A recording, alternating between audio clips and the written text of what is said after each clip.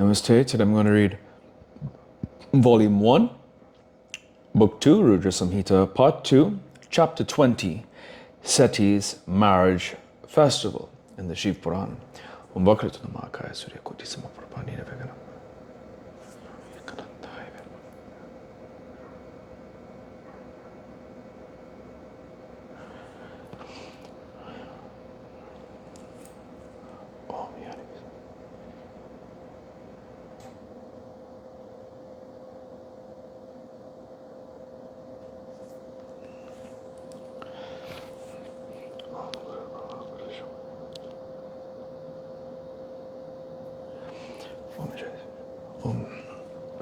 Hariom Tat Sat. Narada said, O Lord Brahma, the fortunate one, foremost of Shiva's devotees, you have narrated the wonderfully auspicious story of Shiva. O dear one, what happened after that? Please continue to narrate the story of the moon-crested Shiva and Seti, the wonderful story that quells all sins. Brahma said, when Shiva, who is sympathetic towards his devotees, desisted from killing me, all became fearless, happy and pleased. All of them bowed with stooping shoulders and palms joined in reverence. They lauded Shiva with devotion. They shouted cries of victory and pleasure. At the same time, delighted and fearless, O sage, I eulogize Shiva with devotion by means of auspicious prayers. O sage, the Lord Shiva, who was delighted in his mind and who is an adept in many a divine sport, spoke to me within the hearing of all. Rudra said, Dear Brahma, I am glad you can be free from fear. You touch your head with your hand. Unhesitatingly,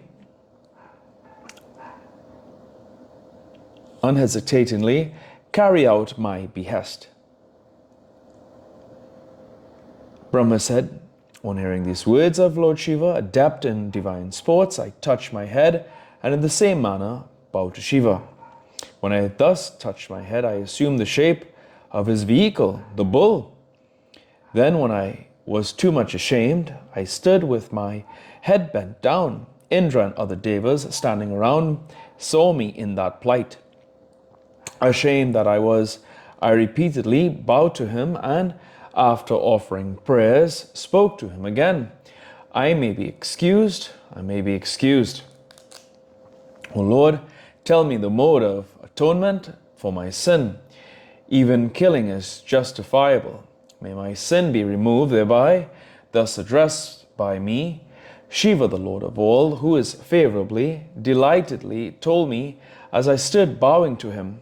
Shiva said, in this very form of a bull wherein I sit, you shall perform penance with pleasure in your heart and desire for appropriating me. You will acquire the glory of being called the head of Rudra. In the world, you will be the accomplisher of rites for Brahmins of great repute. Discharge of semen is the act of human beings, and as you have done the same, you will be born as a man and be roaming over the earth. When you wander over the earth in this form, people will be asking, what is there on the head of Brahma? And you shall reply, Shiva. Anybody who has committed the sin of outraging the modesty of another man's wife will be free from that sin if he eagerly hears your story. Whenever people thus repeat your wicked action, your sin will gradually subside and you will become pure. O Brahma, this is the atonement I lay down for you, being laughed at by the people and ridiculed by them. The semen drops that fell in the middle of the altar ground from you when you were excited by lust and seen by me will not be retained by anyone. 4 drops of your semen fell on the ground.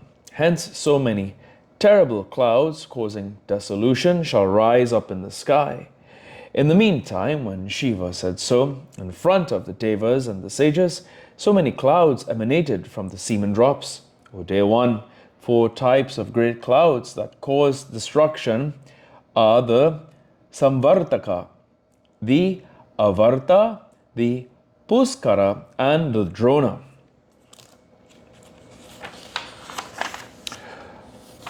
O excellent sage, those clouds rumbling and roaring with hideous sounds, dropping showers at the slightest wish of Shiva, burst asunder in the sky.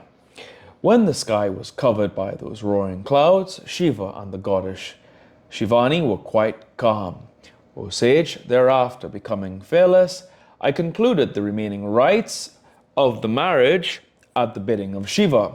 O excellent sage, a shower of flowers dropped by the Devas with great pleasure fell on the heads of Shiva and Shivani, and also on all their sides. O Narada, great festivities were conducted by the wives of the Devas. Musical instruments were played, songs were sung, Vedic hymns were recited devoutly by groups of Brahmins. The celestial damsels, Ramba, and others danced zealously. Then the delightful Lord, the Lord of sacrificial rites, following the conventions of the world, spoke to me as I was standing with palms joined in reverence.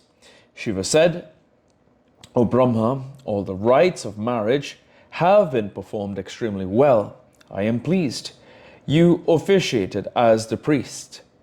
What shall I give you as the nuptial fee?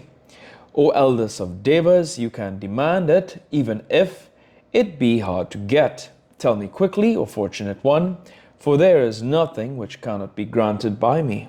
Brahma said, O sage, on hearing these words of Shiva, I humbly bowed to him repeatedly with palms joined in reverence and said, O Lord of Devas, if you are pleased, if I deserve your blessing, O Lord, please do as I request you with pleasure.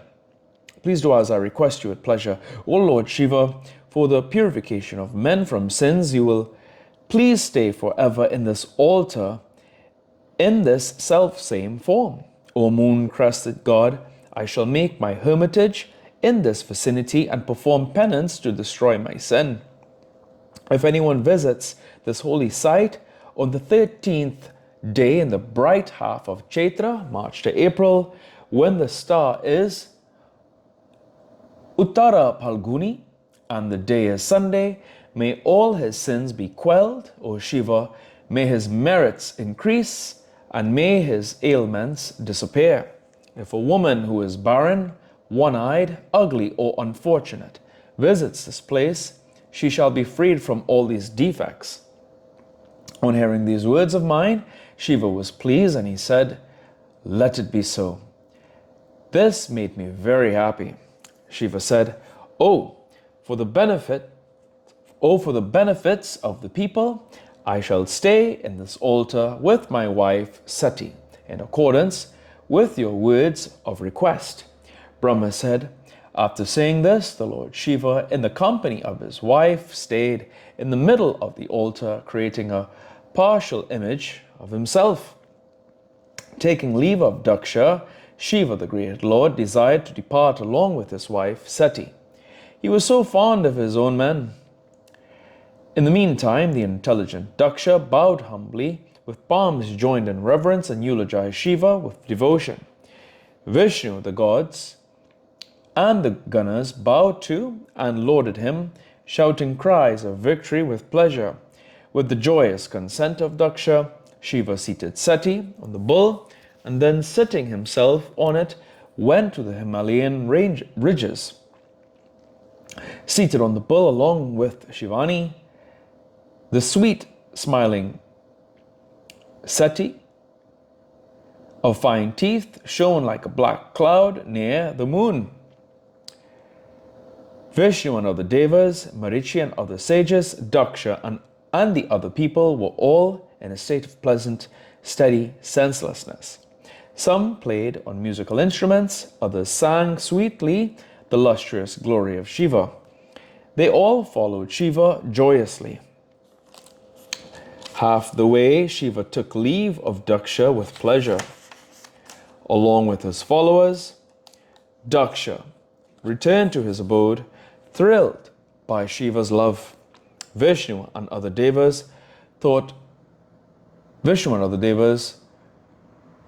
though permitted to go, followed Shiva with devotion and great joy.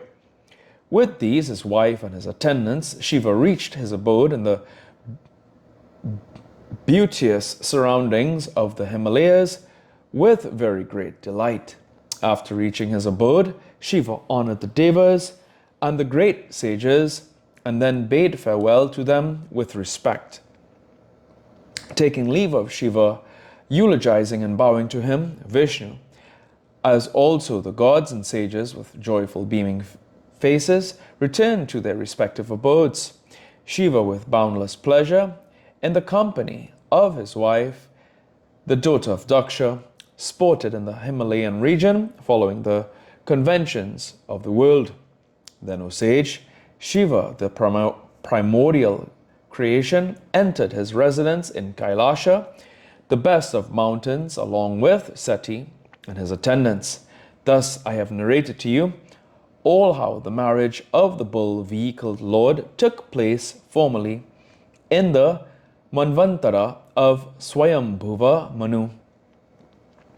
If anyone hears this narrative with concentrated attention after worshipping Shiva at marriages, sacrifices, or other auspicious undertakings, all the rites of marriage or other auspicious undertaking will always conclude without obstacles. The bride will be blessed with happiness, good fortune, good conduct, and good qualities. She will be chaste and produce sons on hearing this auspicious narration. Footnotes. 273. Samvartaka, Avarta, Puskara, and Drona are the names of clouds that emerge at the advent of dissolution of the universe.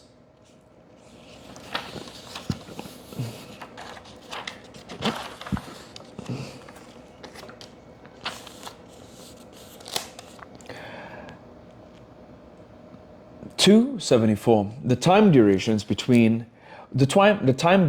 become manifest as Manvantara, Yuga, Samvatsara, and other relatively bigger and smaller units in the rotating wheel of time. The Puranas mention 14 Manvantaras in order.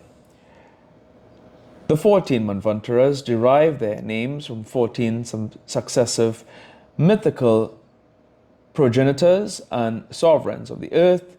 Swayambhuva Manvantara is the first and is known after Swayambhuva Manu, who produced the 10 Prajapatis or Maharishis, and is so called because he sprang from Swayambhu, the self-existent Brahman.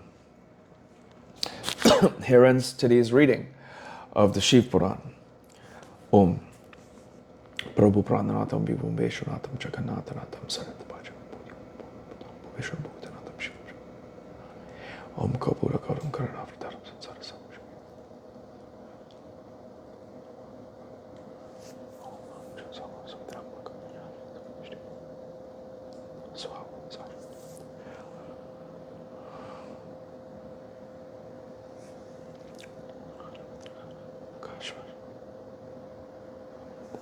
Om Tya Mata Chapita Om Shanti Shanti Shanti. Om Hari Om Tat Sat.